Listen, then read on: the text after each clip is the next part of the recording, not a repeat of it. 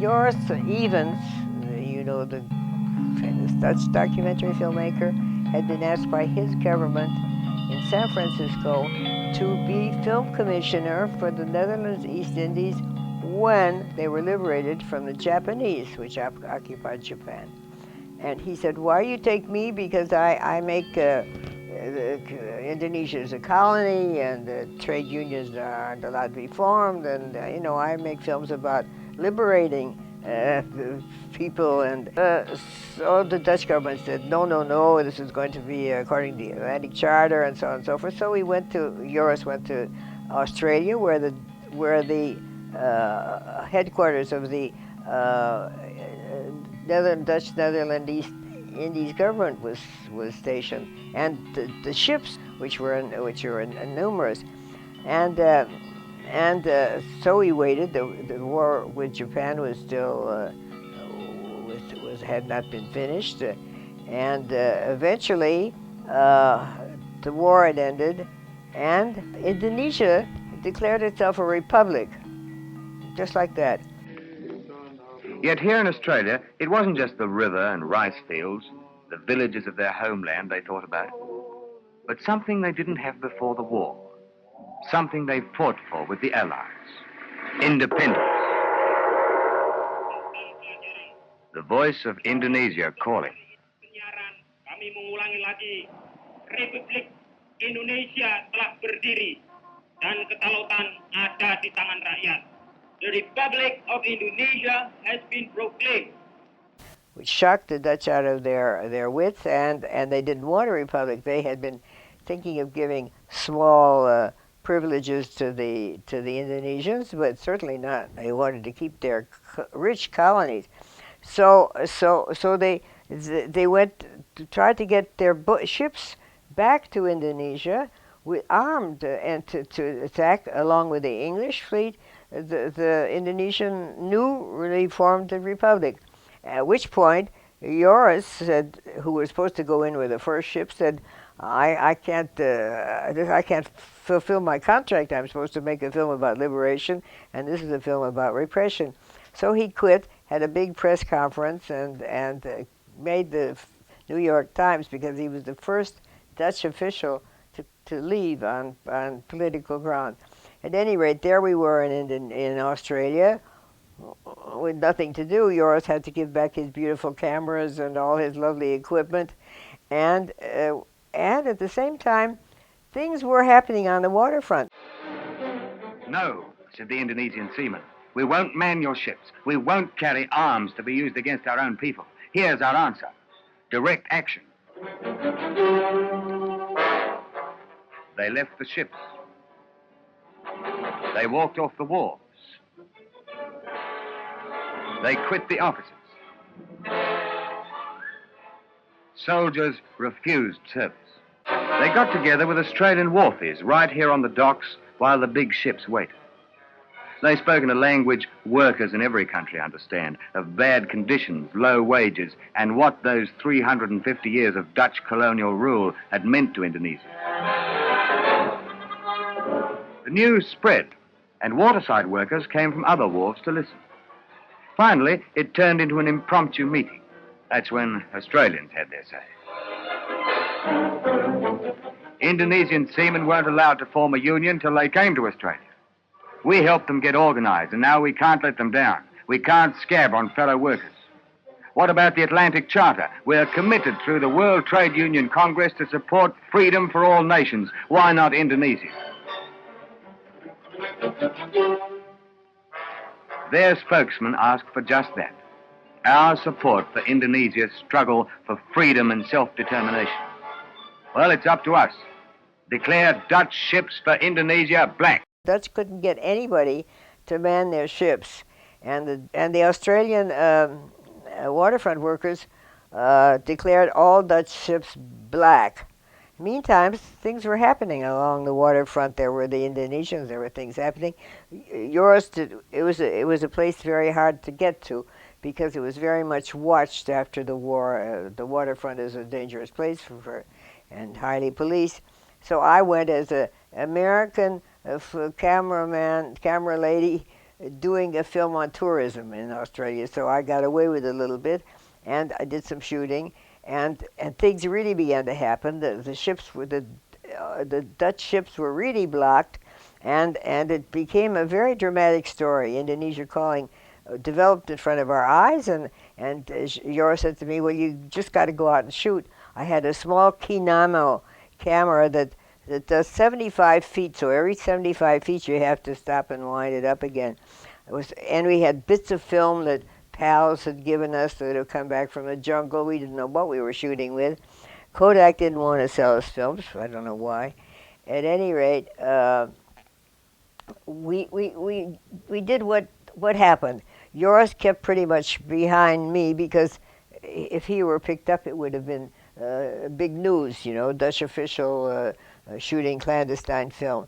But in Australia, there was a horrible situation. Anybody could get £5 who saw something happening on the street for the newspapers. The newspapers wanted, so he could call up and say, "A man is beating his wife," and the journalist came in 5 minutes.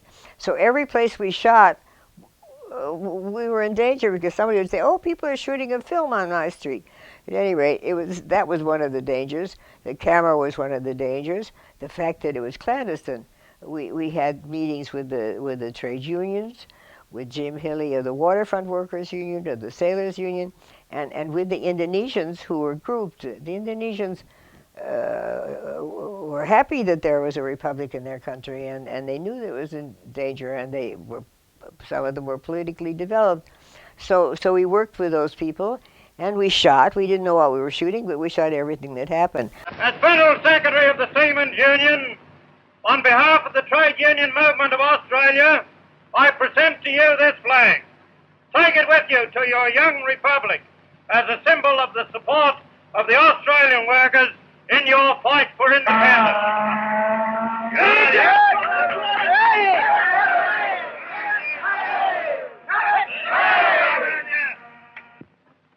Friends, in the name of the Indonesian Republic, I thank you for this flag.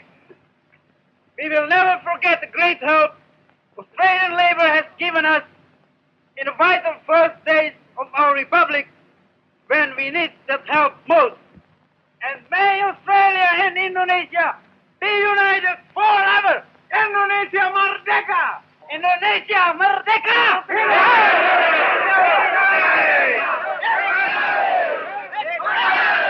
So all the ships were 18, I think, were blocked in Australian harbors, ports, but one ship got away. There was an Indian crew on board, and the owners of the ship said they were taking medical aid to Borneo, and a little motorboat goes out after this big ship. It's very dramatic, and they say, brothers, don't take this ship. This goes going to Indonesia, explain the thing, and the Indian seamen come back. So it's got a dramatic story. The Dutch had sneaked it through by putting an Indian crew on board. Our boys didn't have much of a cruiser to go out and do battle. They didn't have any guns or ammunition, but they had words, and they were talking to Indian seamen, Indian brothers. Indonesia's fight for freedom is your fight. Join Australian Labour. Louder, they can't hear you. Brothers, turn the ship back. Indonesia's fight is your fight. Go on, call again, it's not too late. Brothers!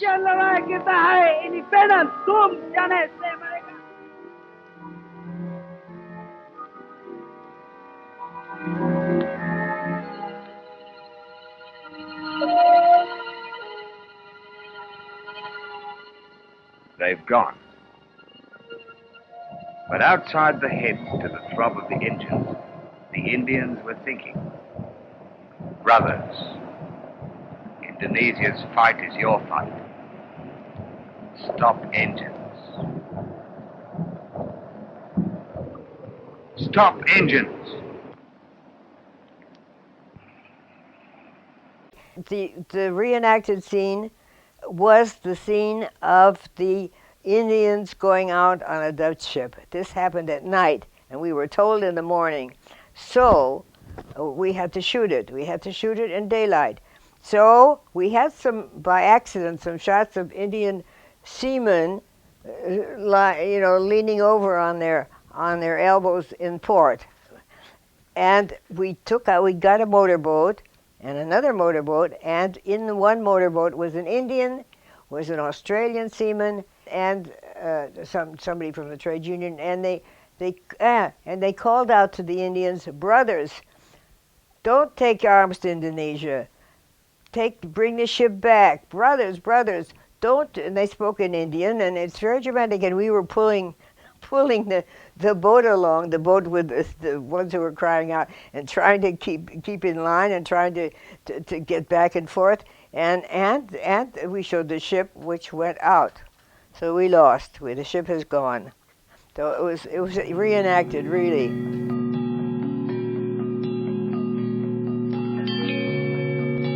The trade union movement, the Waterfront Workers Union gave us a few dollars, a few quid, and we got a little bit of money, and we made the film. We made a copy, and it was shown in the Stanley Theater for several weeks. It was the first.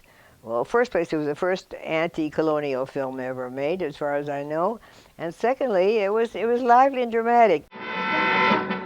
They've come back. The Indians have come back. They've done it. They've stopped the ship. Come on, this really calls for a celebration. I found a record, a disc, a record that you could use by paying the record. You could use the music for nothing. And we had Peter Finch, who was Australia's greatest actor and later went to England. It was a very well-known actor, Peter Finch, read the commentary, which was written by Catherine Duncan, a highly talented radio author and playwright, and knew how to write scripts. The film cost nothing except the sound recording, which was 2 afternoons of sound recording for 2 sound scenes, and then later the commentary recording. But it's the kind of film that young documentary filmmakers can make. They can make it. We did it with nothing, with borrowed cameras. Well, I think we had 25 meters of film, and the film is 22 meters, you can imagine. Our cutting room was owned by a man called Murph, and Murph said, if Evans can make a film out of this, I can make Ben-Hur in my backyard. But the film holds up.